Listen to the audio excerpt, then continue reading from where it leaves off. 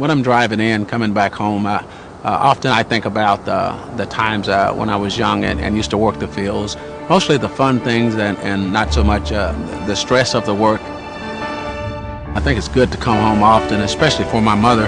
I like to come back and reflect, to serve as a reminder, a reference point, if you will, to say that this is me, this is where I came from. Mississippi taught me how to appreciate a hard day's work. I haven't met anything that compared to the work that I did in the fields of Mississippi. My name is Larrie Robinson, born and raised here in Grapeland, Mississippi, currently living in Grand Prairie, Texas. Hey, what's up, man? Look at this. Hey, look at this. My mom was an awesome person. She's my girl. I call her my girl today. And I think a lot of my work ethic comes from my mom as well. I started them out the child when they're 6 years old. And that'll just make them grow in a hurry. But if you start them out when they're little 7 and 8 years old, you'll make them strong. And they get up, let them pick that cotton, chop it, help dig them sweet potatoes and pull corn. And I never did like loading cotton because there always be a snake in the cotton house.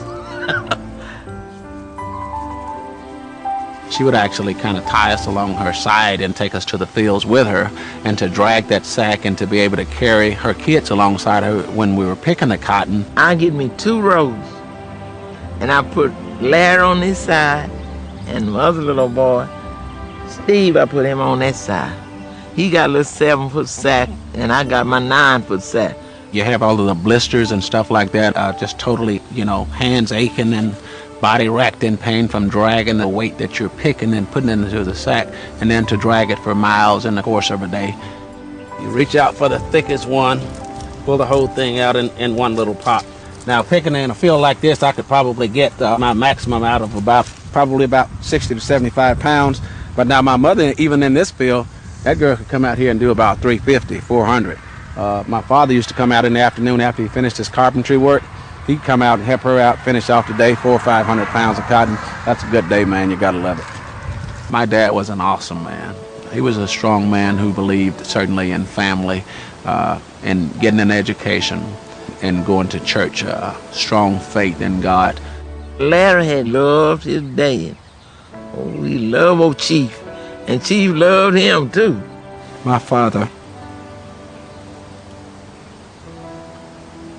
he didn't try to hold us here in Mississippi. He, where most fathers did, they would encourage their sons to stay here to work the plantations.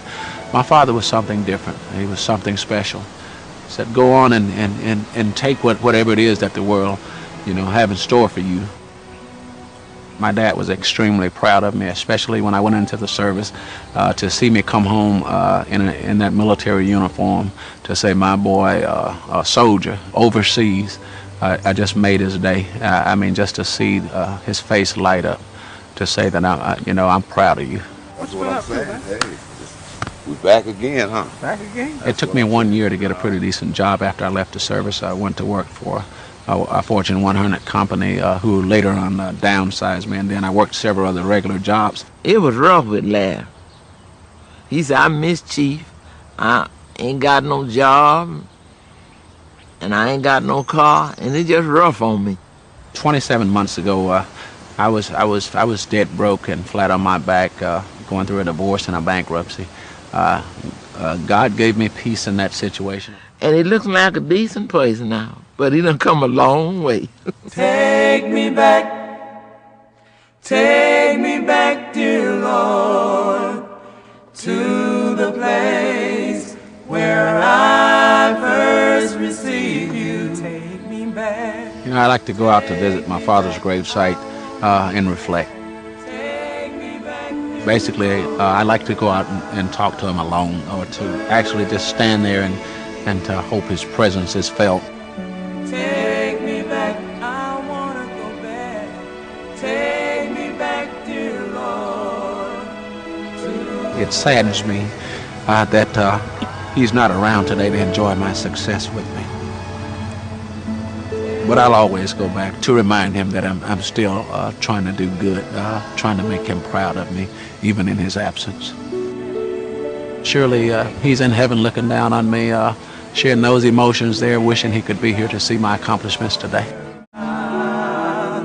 First believe.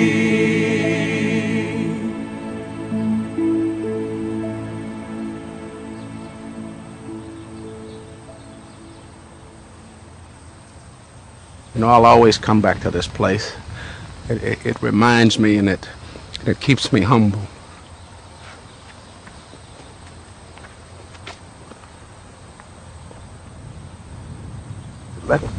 It lets me know that always to remind me that I'm never any more than anybody else. And if I can make it coming from this with an open mind, then surely anybody with a much better environment, you know, can succeed in life.